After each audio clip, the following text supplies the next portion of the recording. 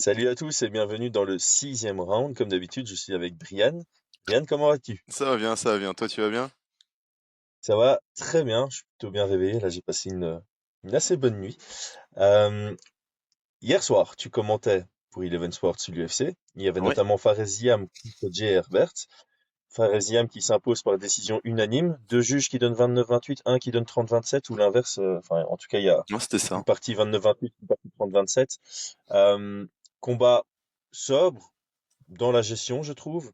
Une belle victoire. Pour moi, ça indique quelques promesses pour la suite. Il n'a que 26 ans. Il est encore jeune dans sa carrière aussi. Il n'a pas encore un gros kilométrage en termes de combat. Premier ressenti, qu'est-ce que tu as pensé du combat dans son ensemble?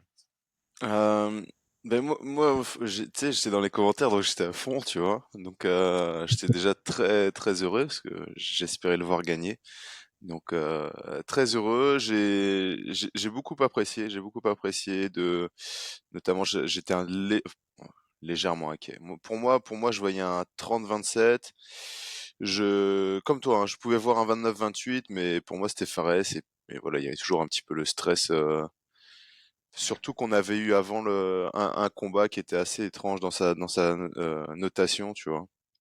Ouais. Euh, mais sinon, Entre Grant, tu dis?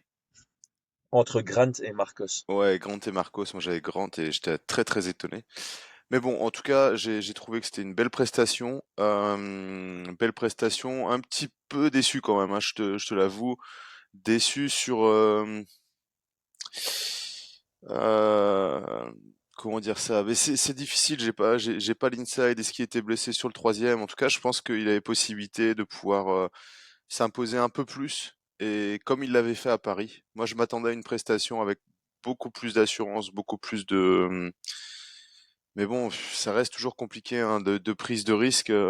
C'est l'UFC, c'est l'UFC. Et pour moi, ça aurait été une erreur si tu mènes de rounds qu'ils prennent des dangers comme certains l'ont fait en début sur la carte, tu vois. Euh, Mhm. on a vu Duncan qui était en train de gagner et qui a failli se prendre un coup de genou sauté à 10 secondes de la fin alors qu'il était vraiment large sur les scorecards. Tu vois, c'est le genre de truc qui te dit aïe aïe aïe, c'est gentil pour le public mais ça reste dangereux. Donc voilà, Mhm. mitigé, on va dire sur le plan sportif et tout, je trouve qu'il a très très bien géré son combat. Je sais que, enfin voilà, il l'a dit dans les interviews, il est là pour la victoire Mhm. et il l'a fait. Après, sur l'avenir, donc il a que 26 ans. Après, ça fait pas mal d'années hein, qu'il pratique. Hein, donc d'un côté, j'étais en train de me dire, ouais, il a que 26 ans, il y a du potentiel. Enfin, il y a du potentiel. Il est jeune, mais pour moi, ça fait quand même pas mal d'années qu'il combat. J'avais vu plus d'évolution chez lui quand il était aux États-Unis. Mhm. Bien évidemment, je pense qu'il a fait le bon choix de rester en France pour tout ce qui est décalage horaire.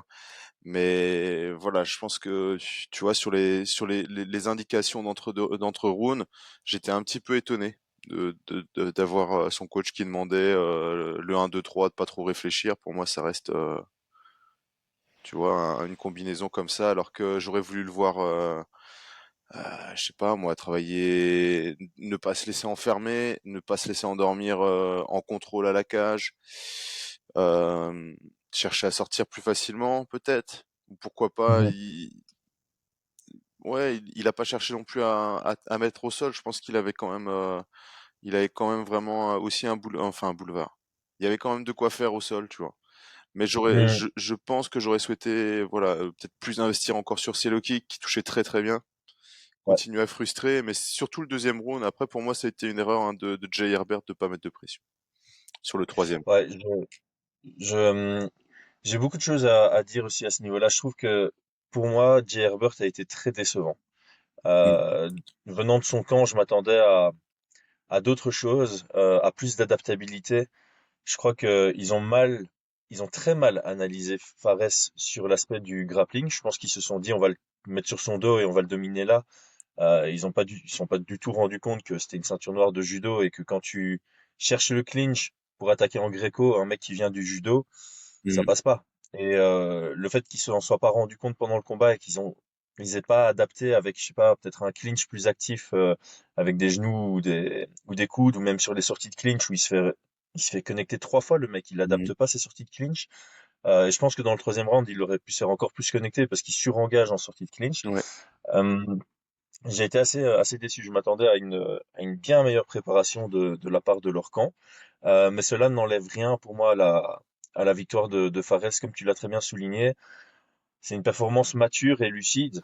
Je trouve que tu as beaucoup de combats de ce type où tu te fais surprendre alors que tu es en contrôle, que tu vas Mhm. vers la victoire et qu'il n'y a pas de raison de vraiment changer ton style de jeu, puisque voilà, si tu gagnes le 1 et que tu gagnes ou c'est très serré sur le 2 et que tu commences à gagner le 3, c'est à l'autre à faire le taf pour changer la tournure du combat, pas à Mhm. toi. Euh, ceci étant dit, je te rejoins. Euh, il se fait fort bloquer. Donc tu prends un petit risque hein, en gagnant. Pour moi, il gagne clairement, mais tu es à Londres, tu dois peut-être gagner de manière un peu plus convaincante. Tu vois, on aurait pu avoir une mauvaise surprise à la décision. Ça aurait été choquant, mais on a déjà eu des chocs comme ça. Donc le fait qu'il montre pas spécialement d'urgence pour sortir du clinch, qu'il accepte facilement qu'il se fasse coller. On l'avait dit dans la Mhm. preview, tu vois, que il montre pas de proactivité sur le fait d'essayer de rester au centre ou en tout cas de garder de l'espace derrière lui. Il Mhm. se met facilement dos à la cage et face à d'autres adversaires, ça peut coûter cher. Chaud, Et chaud. le volume qui est resté plus ou moins le même pendant les 3 rounds, voilà, je trouve qu'il faisait du très très bon taf debout et il aurait pu augmenter un tout petit peu le volume, ce qui aurait rendu la performance bien plus impressionnante sans pour autant être plus risqué. Maintenant, voilà, au-delà de ça, c'est pas des critiques, c'est vraiment des pistes d'amélioration, je trouve. On peut rester concentré sur le positif. Responsabilité défensive très très bonne, Mhm. Mhm. excellent jab, des bons check qui font hésiter Herbert à rentrer davantage, les low kicks. Je pense que lui avait bien préparé. Je trouve que sa main droite était bien collée à sa tête. Oui. Il chasse encore beaucoup, mais tu voyais qu'il s'était dit, ok, le high kick gauche, il pourrait venir. Et d'ailleurs, je Mhm. pense que Jay Herbert le travaillait parce qu'avec le nombre de jabs qu'il envoyait au corps et le nombre de crochets qu'il envoyait en corps, je pense que dans son idée, il y avait ce high kick gauche qu'il voulait envoyer à un moment, mais il n'a pas trouvé. Je crois qu'il l'a essayé en début de troisième round, mais il n'a pas trouvé l'ouverture. Il y avait une bonne gestion de la distance aussi du côté de Herbert à distance de pied-point et du côté de Ziam, pardon. Donc il y a quand même des belles choses à retenir. Son grappling défensif, évidemment, il se fait pas mettre au sol. Donc il y a une série de bonnes choses, il y a une série de d'axes d'amélioration, et comme on le dit souvent, c'est un peu ça le meilleur truc que tu puisses avoir en début de carrière UFC. C'est pas vraiment début, c'était son 6e combat à l'UFC, je pense, mais voilà, on s'entend, il a encore un chemin à parcourir avant d'atteindre ses objectifs. Et donc, quand tu gagnes c'est bien parce que tu es dans le vert. Et en plus de ça, tu as des leçons à tirer pour améliorer ton jeu. T'as que du positif en fait. Mhm. Ouais, non, non, c'est clair, hein. La seule chose qui est sur ce type de victoire, c'est que ça te fait monter un petit peu moins rapidement, tu vois, aux yeux de l'UFC, où tu peux être un petit peu moins, tu peux un peu moins, pas, bon, je vais pas dire choisir les combats, mais voilà, on a vu hein, des combattants qui ont mis énormément de combats pour monter dans le top parce que ils avaient des combats assez maîtrisés, alors que des combats qui finissent de manière assez éclatante, ça permet de monter plus rapidement. Mais voilà, c'est clair que pour moi la performance était très positive, hein. Très très positif. Moi j'ai beaucoup aimé le premier round. Tu Mm. parlais de la distance, bah on en avait parlé hein, dans le premier podcast où on trouvait qu'il se laissait un petit peu trop qui venait un petit peu trop proche de la cage et qu'il lui restait peu de distance pour désengager, qu'on l'avait vu aussi un peu de temps en temps trébucher, ce qui n'a pas été le cas là sur le combat. Moi, sur le premier round, je trouvais qu'il gérait très très bien sa distance, qu'il mettait aussi de la pression. À partir de Ouais, deuxième round, beaucoup moins. Alors, peut-être que stratégiquement, pour lui, c'est intéressant parce qu'il est très très confiant dans son double overhook, donc ouais, de son passif de judo.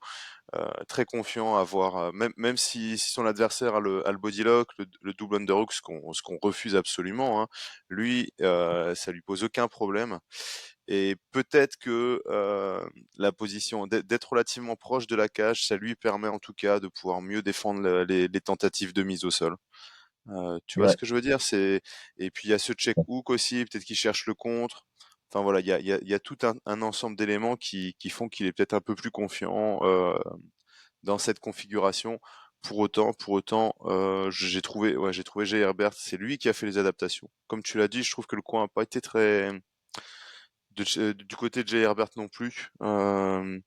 J'étais assez étonné qu'il donne des indications en lutte entre le 1 et 2, alors que pour Mm. moi, il fallait vraiment, enfin, c'était soit tu descends dans les jambes, mais là, ça se voyait qu'il allait jamais le mettre au sol au bodylock.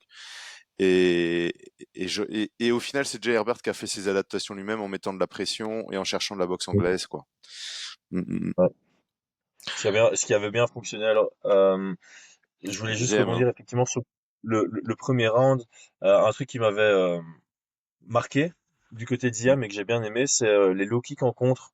C'est vrai qu'on n'en avait mm, pas parlé, mais quand tu as quelqu'un qui a une bonne anglaise, qui est ce qu'on appelle un rangy fighter, donc qui travaille avec sa grande allonge sur ses jabs directs, sur ses coups en ligne, ben, il a besoin de mettre son poids sur sa jambe avant pour mm, pouvoir être fonctionnel avec ses attaques et punir sa jambe avant. À ce moment-là, sur un bon timing, c'était bien joué. mm. Il a aussi envoyé un petit middle là, du gauche Ouais. Mm, en début de premier round, j'ai bien aimé, j'étais là, je savais, ça touche. Mais par contre, tu vois, il y a cette arme qui touche et tu la revois plus pendant le reste du combat. Donc ça aussi, c'est des mm. petits trucs on va dire, d'expérience. Je pense que ça va venir avec l'expérience t'es dans le combat, tu envoies une technique, tu vois qu'elle touche, bah, tu retiens pour l'envoyer Finalise, encore ouais. une fois un peu plus tard dans le combat.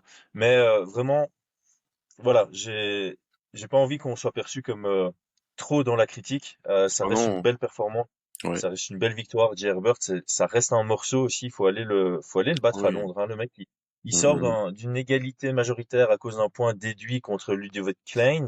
mm. C'était pas une petite performance.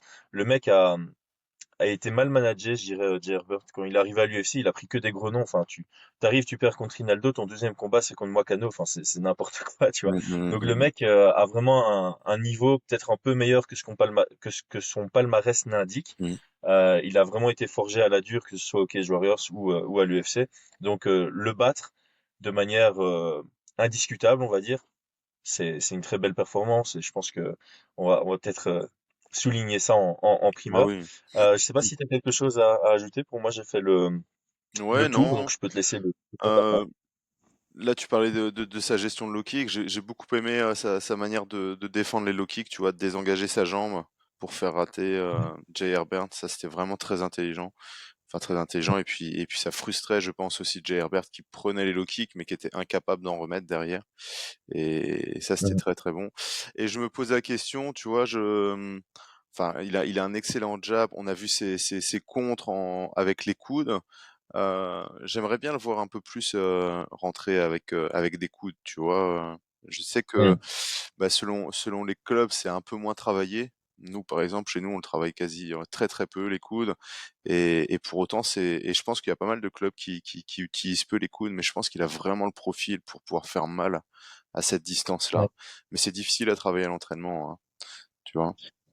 Mais en tout Ouais, cas, mais bon, il y en a qui y arrivent, donc oui, bah c'est ça se c'est pas travaille surtout impossible. aux pads ou des trucs comme ça, tu vois, ou alors avec des grosses coudières. Mais j'aimerais Ouais. bien dans son évolution le voir rajouter un peu plus de coudes parce que je pense il peut faire très très mal avec.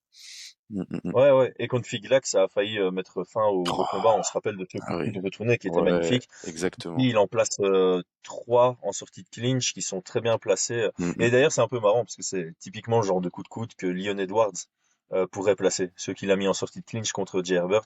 Leon Edwards étant le partenaire Mm, d'entraînement de Herbert. Donc, non, ouais, de bonnes choses et de bonnes pistes d'évolution. ouais, Euh, si on a fait le tour, merci les gars d'avoir suivi. Le petit like, le petit partage, ouais. le commentaire surtout, et l'abonnement. Dites-nous ce que vous avez pensé du combat. Et savoir un petit peu, en tout cas, nous comme sportivement, vraiment content pour et pour la suite aussi. J'ai vraiment hâte de voir sur quoi va travailler l'UFC et son manager là sur le prochain combat. Je pense pas qu'on l'aura à l'UFC Paris. Il semblait un peu Mm. blessé à la cheville, mais voilà, je pense qu'il y a ce qu'on attend de nous en tant que fans. Des combattants qu'on a envie de voir à l'UFC Paris et puis ce qu'on doit leur souhaiter, tu vois. Donc Ouais. pas forcément être à l'UFC Paris pour un combat d'exhibition entre guillemets, tu vois, mais genre un combat cool pour les fans, mais de le voir sur son prochain combat face à un bon profil qui lui fera rentrer dans le, enfin voilà, dans le top 20 ou des trucs comme ça, tu vois, le Ouais. faire vraiment ou sur une belle carte et tout. En tout cas, moi, c'est ce que je lui souhaite, quoi. Ouais, pareillement, pareillement. Là, il doit monter progressivement. Moi, c'est ce que j'ai dit. J'aimerais le voir prendre un peu son temps, reprogresser pour revoir un peu, tu sais, la Ouais. progression qu'il avait eue entre le combat avant Figlac et celui contre Figlac. On a envie de revoir ça entre Mm. Herbert et son prochain. Donc pour moi, j'ai aucun problème à ne plus le voir pendant 6 mois. J'ai très hâte de le revoir, mais je pense qu'il a besoin de prendre du temps pour de nouveau progresser et passer à l'étape Ouais. suivante de sa carrière face à quelqu'un qui lui ouvrirait la porte au top 20. C'est tout le mal qu'on lui souhaite en tout cas. Brian, merci. On se retrouve dans quelques instants Merci à toi. pour le main event. À toutes.